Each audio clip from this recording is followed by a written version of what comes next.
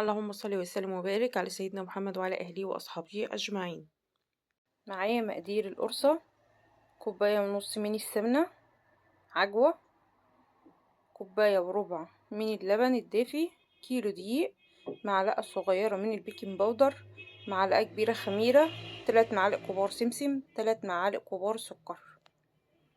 هاخد السمنة وادفيها في الميكرويف لحد ما تسيح وتسخن، حاجات بسيطة مش تغلي.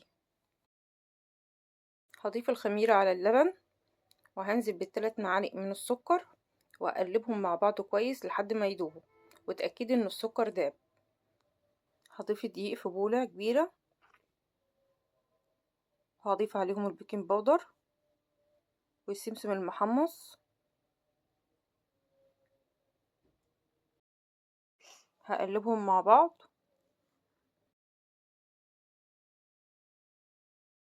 في المرحلة دي هضيف السمنة على الدقيق علشان ابسهم مع بعض. هقلب السمنة مع الدقيق كويس لحد الدقيق ما يتشرب من السمنة كلها. في المرحلة دي هبس العجينة كويس بايديا، لاني انا بعمل القرصة المبسوسة. طعمها جميل جدا، جربيها بنفس الطريقة ونفس المقادير وهتطلع معاكي مظبوطة. هضيف هنا اللبن وهلم العجينة بس لحد اللبن ما يختفي، وما نعجنش فيها كتير، وهسيبها على جنب ترتاح.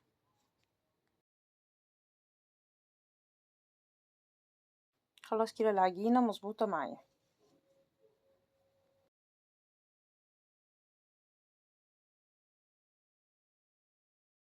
معايا العجوة، حطيت عليها معلقة سمنة ودخلتها الميكرويف. هفردها دلوقتي، باخد قطعة وبفردها.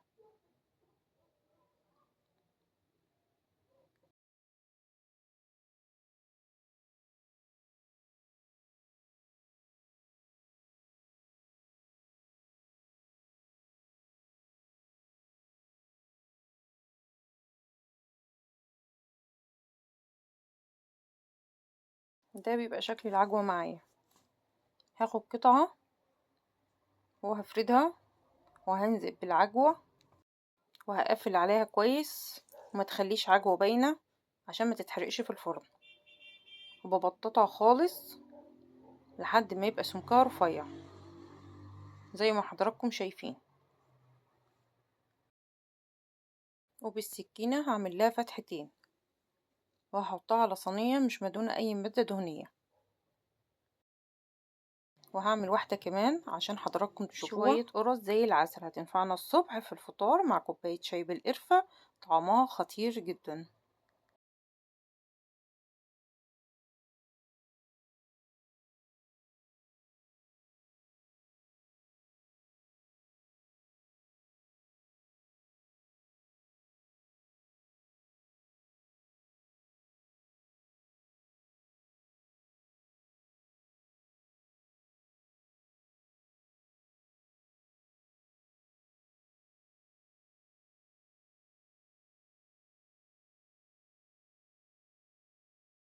خلاص خلصت الكمية اللي بالعجوة. انا هعمل دلوقتي قرص سادة، باخد برضو قطعة وبكورها وبفردها بنفس السمك بالظبط زي ما حضراتكم شايفين.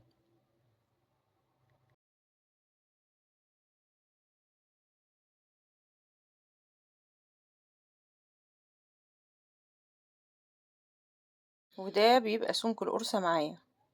وبخلص الكمية كلها اللي عندي بنفس الطريقة، وبحطها في صينية مش مدهونة اي مادة دهنية. ودي الكمية اللي انا خلصتها كلها، هسيبها تختمر. بدخل القرص على درجة حرارة 200 وبعد كده بوطي عليها النار عشان تاخد اللون الجميل اللي حضراتكم شايفينه ده. دي كده وصفة القرص معايا المبسوسة، خفيفة وطعمها جميل جدا. جربوها وهتعجبكم ان شاء الله.